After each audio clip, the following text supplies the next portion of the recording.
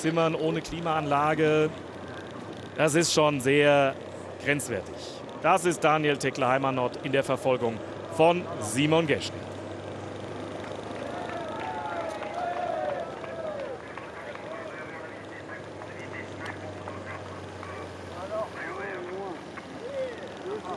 Hat er noch eine Dose Cola aufgenommen. Simon Geschke hat mir das am Ruhetag innerlich und gleich auch, wenn er die Ziellinie überfährt. Großer Tag für ihn.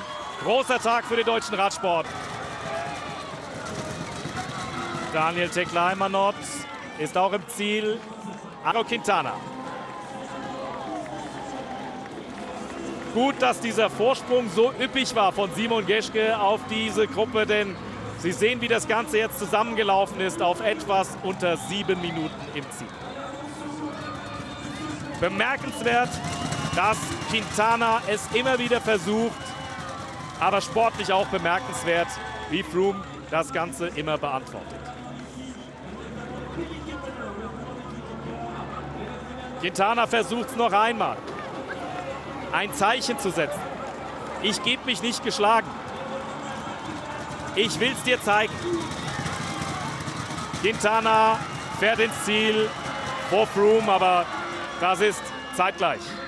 7 Minuten, 16 Sekunden hinter Simon Geschke.